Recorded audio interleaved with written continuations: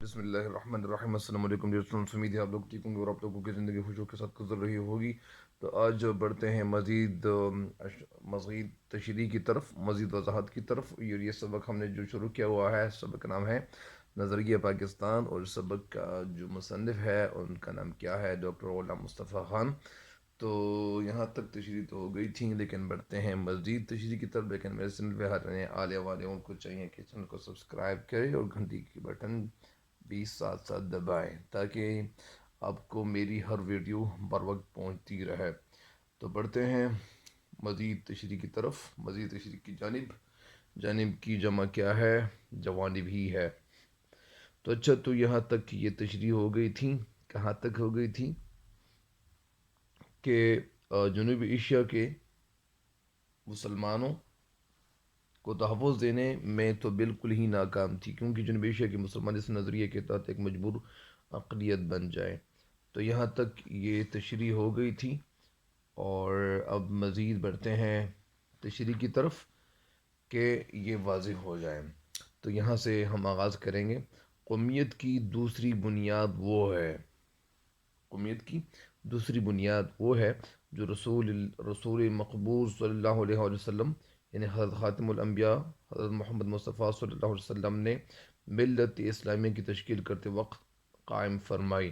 ملت کا مطلب قوم اسلامیہ، تشکیل مطلب یعنی شکل کرتے ہوئے یا شکل دیتے ہوئے وقت قائم فرمائی، اور جو مغرب کے تصور قومیت سے جدا ہے۔ تصور قومیت یعنی جو قومیت کا جو تصور ہے، جو سوچ ہے، اس سے الگ ہے، جدا ہے مطلب الگ ہے، جیسا کہ علامہ اقبال رحمۃ اللہ علیہ نے بھی فرمایا ہے۔ اصل میں علامہ اقبال رحمۃ اللہ علیہ کے جو یہ دو اشعار ہے، اور اس کا جو موضوع ہے وہ اس کا نام کیا ہے؟ مذہب ہے۔ تو یہاں پہ ایک شعر یہ ہے اور دوسرا شعر دوسرے صفحے پہ ہے، اور اس میں ایک شعر اور بھی ہے، تین اشعار ہے۔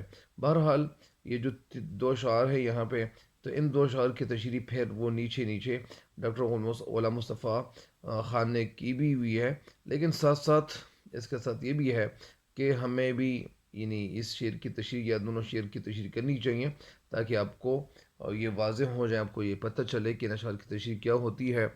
تو بڑھتے ہیں اس شعر کی طرف۔ اپنی ملت پر قیاس اقوام مغرب سے نہ کر، اپنی ملت پر قیاس اقوام مغرب سے نہ کر، خاص ہے ترکیب میں قومی رسولی ہاشمی صلی اللہ علیہ وسلم۔ ایک شعر یہ ہے کہ اپنی ملت پر، اس کا مطلب کیا ہے؟ یعنی جو ملت ہے، کون سا؟ یعنی امت۔ قیاس مطلب یعنی سوچ، تعبیر کرنا۔ اقوام مغرب سے نہ کر، یعنی جو اقوام ہے، مغربی اقوام، یعنی ان کے ساتھ اپنا کمپیریزن نہ کر، ان کے ساتھ موازنہ نہ کر، خاص ہے ترکیب میں۔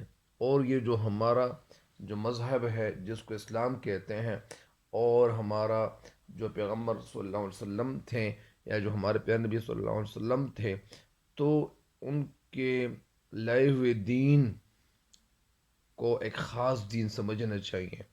قومی رسولی ہاشمی صلی اللہ علیہ وسلم، یہ تو تھے الفاظ اور اس کے معنی۔ ابھی بڑھتے ہیں اس شعر کی تشریح کی طرف کہ اس شعر کی تشریح کیا ہے، تاکہ آپ لوگوں پہ یہ واضح ہو جائے کہ یہ اس شعر کی تشریح کیا ہونی چاہیے۔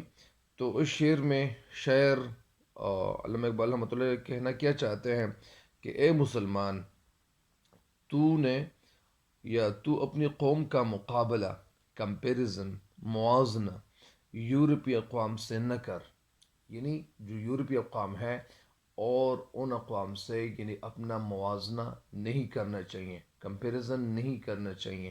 کیوں نہیں کرنا چاہیے؟ رسول اکرم صلی اللہ علیہ وسلم کی وضع و ترکیب میں، یعنی جو دین ہمارے پیارے نبی صلی اللہ علیہ وسلم جو لے آئے تھے، اور جو اللہ تعالیٰ کی طرف سے یہ دین ان کو عطا کیا گیا تھا، تو اس دین اور لائے ہوئے دین میں یا ترکیب میں ساری دنیا سے الگ ہے۔ مطلب اس کا یہ ہے کہ یہ جو ہمارا دین ہے، یہ مغربی اقوام سے بالکل الگ ہے۔ ہم اور وہ لوگ ایک جیسے نہیں ہے، دکھے بھی ہو سکتے ہیں۔ اقوام یورپ کی ترکیب و ساخت اور سٹرکچر مدار ملک میں اور خاندان پر ہے۔ وہاں پہ جو زندگی گزارنے کا جو طریقہ ہے وہ تو خاندانوں کو کچھ نہ کچھ سمجھتے ہوئے اپنی زندگیاں گزار رہے ہیں، لیکن یہاں پہ مسلمانوں کو کیا کہا جا رہا ہے؟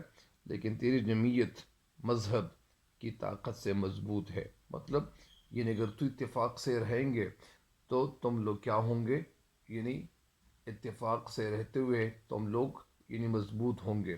آپ لوگوں کے اندر جو طاقت ہوگی تو وہ ایک ساتھ رہنے کی وجہ سے ہوگی۔ اسی وجہ سے تم لوگ جب آپس میں رہو گے تو پھر مطلب اس کا یہ ہے کہ اہل مغرب کے نزدیک قومیں وطن، نسل، رنگ، زبان وغیرہ سے بنتی ہیں، اور ان کی شناخت اور پہچان نسل، رنگ، زبان کی وجہ سے ان کی پہچان کی جاتی ہے۔ مگر ملت اسلامیہ اس کا کیا مطلب ہے؟ مگر ملت اسلامیہ کی بنیاد مذہب پر ہے، کیونکہ اسلام نے وطن اور نسل کے امتیازات کو مٹا کر رکھ دیا ہے۔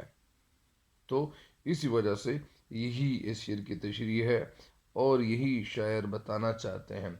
اگلا شعر کیا ہے؟ اگلے شعر کی طرف بڑھتے ہیں۔ جو اگلا شعر ہے یہ دوسرے صفحے پہ لکھا ہوا ہے، ان کی جمعیت کا ہے ملک و نسب پر انحصار۔ ان کی جمعیت کا ہے، ان کی جو جمعیت ہے، جو فوقیت ہے، جو برتری ہے، ملک و نسب پر انحصار، نسل اور ملک پہ وہ انحصار کرتے ہیں، منحصر ہوتے ہیں، وہ ڈیپینڈ کرتے ہیں۔ قوت مذہب سے مستحکم ہے جمعیت تیری، انگریز لوگ وہ کیا کرتے ہیں؟ سارا دار و مدار ان کا رنگ اور نسل پہ وہ ان کا دار و مدار ہوتا ہے، لیکن جو اسلام ہے تو یہ آپس میں جب رہیں گے اور آپس میں اتحاد رہے گا، اتفاق رہے گا، تو یہ قوم مضبوط رہے گی۔ قوت مذہب سے مستحکم ہے جمعیت تیری، ان کی جمعیت کا ہے، اگر وہ لوگ جو فقیت ان لوگوں کا ہے، ملک و نسب پر انحصار، وہ لوگ ملک و نسب پر انحصار کرتے ہیں، ڈیپینڈ کرتے ہیں۔ اور تم لوگ کس چیز پہ ڈیپینڈ کرو گے؟ تم لوگوں کا ڈیپینڈ یہ انحصار کس چیز پہ ہوگا؟ تو وہ اصل میں جب تم لوگ آپس میں رہو گے اور تب آپ لوگ مضبوط کہلائے جاؤ گے، جب آپ کے آپس میں اتحاد رہے گا اور اتفاق رہے گا۔ قوت مذہب سے مستحکم ہے جمعیت تیری، اور اے مسلمانوں، قوت مذہب سے جب تم لوگ اس مذہب کے پیروکار رہیں گے اور پھر مضبوط رہو گے، جمعیت تیری وہ ایک ساتھ جمع رہنے سے۔ اس شعر کی تشریح کیا ہے؟ اگر تو نے مذہب کا دامن ہاتھ سے چھوڑ دیا، یا اگر مطلب اس کا یہ ہے کہ اگر تم لوگ اتحاد اور اتفاق کو بھول جاؤ گے تو جمعیت کہاں باقی رہے گی؟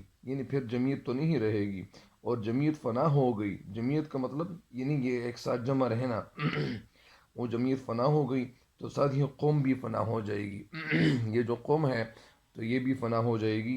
اور اے مسلمان دین کی، پھر یہاں مسلمان کو بتایا جا رہا ہے اے مسلمان دین کی مضبوط رسی پوری قوت سے تھامے رکھ، مضبوط رکھ، اور اسلام کی جو دین اسلام کی صراط مستقیم پر عزم اور ہمت سے گامزن رہے۔ مطلب اس کا یہ ہے، ان اشعار کا مطلب یہاں نیچے سبق میں بتایا بھی گیا ہے، اور اس میں شعر کہنا کیا چاہتے ہیں؟ اس میں شعر جو بتانا چاہتے ہیں مسلمانوں کی قومیت ایک نظریاتی قومیت ہے۔ جو مسلمانوں کی جو قومیت ہے ایک نظریاتی، مطلب عقیدے کی بنیاد پر ان کی قومیت ہے، جو لا الہ الا اللہ پر قائم ہے۔ یہ کہ نسل، رنگ اور وطن کی بنیاد پر نہیں۔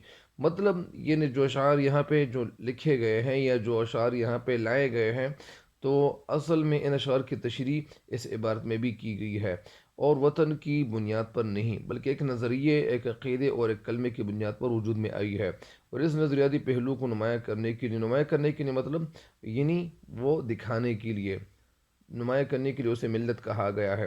ملت کی جمع ملل ہے، یعنی ایسی نظریاتی قومیت میں ہر رنگ، ہر نسل، ہر رنگ اور ہر جغرافیائی خطے کے لوگوں کے لیے جگہ ہوتی ہے۔ یعنی ایسی نظریاتی قومیت میں یعنی ہر نسل، ہر رنگ اور ہر جغرافیائی خطے کے لوگوں، یعنی خطہ مطلب یعنی جو علاقہ ہوتا ہے کہ لوگوں کے لیے جگہ ہوتی ہے۔ جگہ ہوتی ہے، کیسی جگہ ہوتی ہے؟ اور حقیقت یہ ہے کہ جنوبی ایشیا کے مسلمانوں کو، جن میں ہر رنگ، ہر نسل، ہر رنگ اور مختلف جغرافیائی خطوں کے لوگ شامل تھے۔ مطلب یعنی جنوبی ایشیا میں یہاں پہ مسلمانوں کو، جن میں ہر رنگ، ہر نسل، ہر رنگ اور مختلف یورپی خطوں کے لوگ شامل تھے، ایک ایسی قوم کے ماتحت اقلیت بن کر رہنا منظور نہ تھا۔ یعنی مطلب اس کا یہ ہے کہ یہ جو آپس میں مطلب یعنی یہاں پہ مطلب کچھ مسئلہ ایسا پیدا ہوا تھا، اور وہ مسئلہ یہ پیدا ہوا تھا کہ لوگوں کے آپس میں تھوڑا سا جو منافرت کا جو جذبہ تھا، نفرت کا جذبہ تھا۔ اصل میں یہاں پہ جو انگریز قوم، وہ اصل میں مسلمانوں کے اندر یا اسی طرح یا مسلمانوں کے آپس میں تھوڑی سی نفرت پیدا ہو رہی تھی۔ تو علامہ اقبال رحمۃ اللہ علیہ ان کو خطاب کرتے ہیں، کہتے ہیں اپنے اشعار میں کہ مسلمانوں، تم لوگ اگر اکٹھے رہو گے تب تم لوگ کامیاب ہو جاؤ گے۔ اور اگر انگریز لوگوں کی طرف آپ دیکھیں گے تو وہ تو آپس میں وہ رنگ اور نسل کی بنیاد پہ ان کی زندگی گزر رہی ہے، اور رنگ اور نسل کی بنیاد پہ وہ کوئی فیصلہ وہ سنا دیتے ہیں۔ لیکن تم لوگ یعنی جس طرح ایک حدیث شریف کا مفہوم ہے کہ المسلم اخو المسلم، یعنی مسلمان کا بھائی ہے۔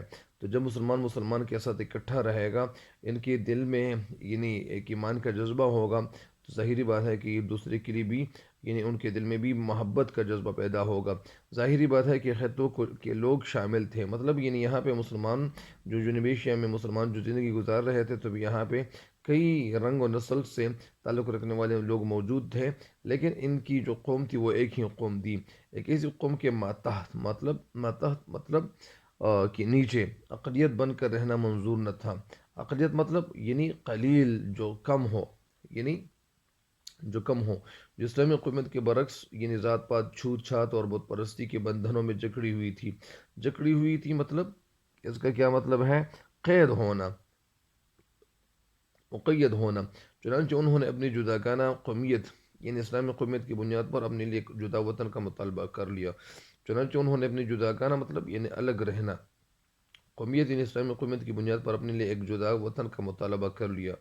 اس کا مطلب کیا ہے؟ یعنی یہاں پر بتایا آپ کو یہ جا رہا ہے کہ ایک ایسی قوم، مطلب یہاں پہ جو ہندو قوم وہ جو زندگی گزار رہے تھے، یا جو زندگی جو ہندو قوم تھی، تو اصل میں ان کے آپس میں نفرت کیوں یعنی نفرت کیوں پروان چڑھ رہی تھی، یا نفرت کا جو فضا یا اسی طرح جو وہ قائم کر چکے تھے، تو نفرت ان کے آپس میں اس لیے وہ ایک دوسرے سے نفرت کرتے تھے کہ ان میں بہت ساری یعنی نسلیں ہیں اور بہت ساری ذات پات کی جو قومیں وہ آباد ہیں، تو اصل میں وہ ایک قوم اگر وہ ہے بھی لیکن انہیں دکھائی نہیں دے رہی۔ یہی شاعر کہتے ہیں، علامہ اقبال رحمۃ اللہ ہمیں سمجھاتے بھی ہیں، اور ساتھ ساتھ ڈاکٹر غلام مصطفیٰ خان بھی۔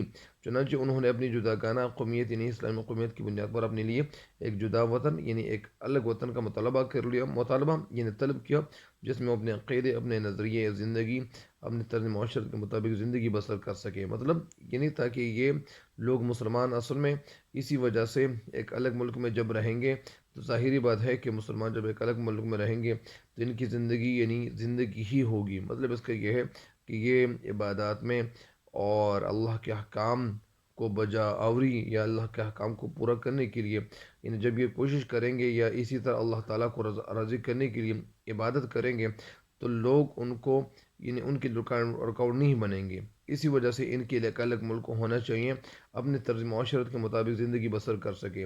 اور یہ جو ان کا جو طرز ہے، جو زندگی گزارنے کا جو طریقہ ہے، تو یہ زندگی گزارنے کا جو طریقہ ہے تو وہ کیسا ہے؟ یہ ایک الگ ہے۔ ہندو اور مسلمانوں میں یہی فرق ہے، اور ایک مسلمان کی حیثیت سے دور جدید کے چیلنج کا مقابلہ کر کے اپنے مستقبل کو سنوار سکے یعنی ایک مسلمان کی حیثیت سے یعنی مسلمان یعنی یہ کیا کرے؟ دور جدید کے چیلنج کا مقابلہ کر کے اپنے مستقبل کو سنوار سکے یعنی درست کرے. تو اس شعر کی یا جو تشریح میں کر چکا ہوں تو آج کے لیے اتنا ہی کافی ہے. تو تب تک کے لیے دیجیے گا مجھے اجازت. اللہ نگہبان.